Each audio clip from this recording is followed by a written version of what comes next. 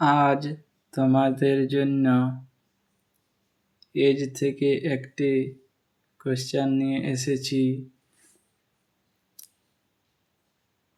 যে কোনো এক্সামে এই ধরনের প্রশ্ন এসে থাকে। তোমরা যদি না জানো তাহলে ভিডিওটি দেখো, খুব সহজে শিখতে পারবে এই ধরনের অঙ্ক কিভাবে করতে হয়। তাই চলো দেখি আমাদের কোশ্চেনে কি বলছে। 6 বছর আগে পি এবং কিউ দুই ব্যক্তির বয়সের অনুপাত ছিল 3:2। 4 বছর পর তাদের বয়সের অনুপাত হবে 8:7। তাহলে পি এর বয়স কত?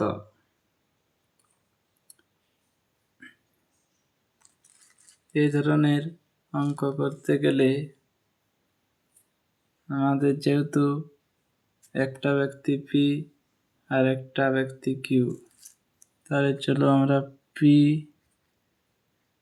অনুপাত কিউ লিখি। তারপর দেখো কোশ্চেনে বলেছে 6 বছর আগে পি আর কিউ দুই ব্যক্তির বয়সের অনুপাত ছিল 3:2। 6 বছর আগে যেহেতু বলেছে, তাই আমরা -6 দিয়ে লিখছি বোঝার জন্য, যাতে বুঝতে সুবিধা হয়। 6 বছর আগে তাদের বয়সের অনুপাত ছিল 3:2। তারপর বলেছে 4 বছর পর তাদের বয়সের অনুপাত হবে 8:7। 4 বছর পর তাহলে আমরা প্লাস চিহ্ন দিয়ে লিখছি। 4 বছর পর বলেছে 8:7। এবারে দেখবো আমরা সাইডে, দেখো 3 আর 5 এদের মধ্যে ডিফারেন্স আমরা পাচ্ছি 5। এদিকে দেখো 2 আর 7-এর ডিফারেন্স পাচ্ছি 5।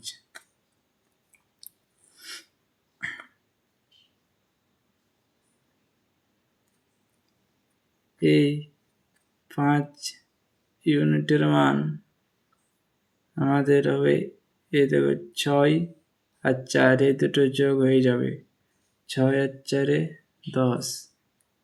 তাহলে আমরা পাচ্ছি 5 ইউনিটের মান 10। তাহলে 1 ইউনিটের মান যদি বের করি তাহলে হবে 10/5। 5 দিয়ে কেটে দাও 2। তাহলে আমাদের 1 ইউনিটের মান আসছে 2। তাহলে উত্তরে চেয়েছে পি এর বয়স কত।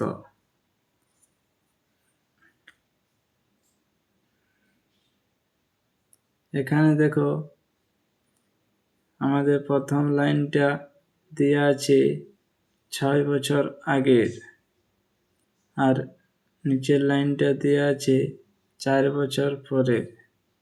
কিন্তু আমাদের যেহেতু বর্তমান বয়স চেয়েছে, তাই আমরা যে কোনো একটি সাথে ধরে নেব। তুমি যেটার সাথে ধরে করবে সেটার সাথে হবে। চলো আমি 8 দিয়ে করছি। এখানে পি এর 4 বছর পরের বয়স দেওয়া আছে 8। তাহলে এই 8-এর সাথে চলো এই 2টা গুণ করে দিই। তাহলে হয়ে যাচ্ছে 8 দুগুণে 16 বছর। যেহেতু এখানে 4 বছর পরের বয়স 8 যদি হয়, তাহলে 4 বছর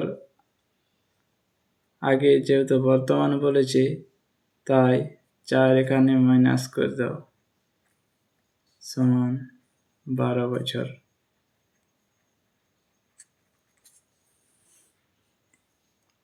আমাদের অ্যান্সার হবে 12। চলো আরেকবার বুঝিয়ে দিই। 6 বছর আগে পি এবং কিউ দুই ব্যক্তির বয়সের অনুপাত ছিল 3:2। 6 বছর আগে যেহেতু আমরা মাইনাস চিহ্ন দিয়ে লিখলাম যাতে বুঝতে সুবিধা হয়, 3:2। তারপর বলেছে 4 বছর পর তাদের বয়সের অনুপাত হবে 8:7। 4 বছর পর যেহেতু তাই প্লাস চিহ্ন দিয়ে লিখলি 8:7। এবার দেখবো আমরা দুই সাইডে তাকাবো, 3 আর 8 এদের মধ্যে ডিফারেন্স আসছে 5, আর 2 আর 7-এর মধ্যে ডিফারেন্স আসছে 5। যেহেতু ডিফারেন্স সেম আছে, তাহলে আমাদের আর কিছু দেখার দরকার নেই। এই 5 ইউনিটের মান সোজা এদিকে জনসংখ্যা দুটি বা একটি থাকবে, সেটি আমরা এদিকে দেখব। তাহলে 5 ইউনিটের মান 6 + 4 = 10। তাহলে যদি 1 ইউনিটের মান বার করি, তাহলে 10/5 = 2। তাহলে আমাদের অ্যান্সার চেয়েছে যে পি এর বয়স কত। পি এর বর্তমান বয়স যেহেতু বের করতে বলেছি, দেখো আমাদের এখানে বর্তমান বয়স দেওয়া নেই। এখানে 6 বছর আগের বয়স দেওয়া আছে, আর এখানে 4 বছর পরের বয়স দেওয়া আছে। তাহলে আমরা বর্তমান বয়স কী করে বের করব? পি এর 4 বছর পরের বয়স যদি বের করি, 8 বছর পরের বয়স যদি বের করি, তাহলে আমাদের হচ্ছে 8 × 2 16 বছর। যেহেতু 4 বছর পরের বলেছে, তাই আমরা এখানে 4 বিয়োগ করে দিলাম, হয়ে গেল 12 বছর। তুমি এভাবে করতে পারো। যদি 6 বছর আগের বয়স বের করো, দেখো এখানে 3 আছে, 3 লিখলি, এখানে 2 গুণ করে দাও, দেখো আসছে 6। যেহেতু 6 বছর আগে বলেছে, তাহলে বর্তমানে যেতে গেলে 6 যোগ করে দাও, দেখো হয়ে যাচ্ছে 12 বছর। তুমি যেটা ইচ্ছে সেটাই করতে পারো। এবার যদি এখানে উত্তরে চাইতো কিউ এর বয়স যদি চাইতো, তাহলে আমরা এই 7-এর সাথে 2টা গুণ করে দিতাম, তাহলে হয়ে যেত। ঠিক আছে, বুঝতে পেরেছো সবাই আশা করি।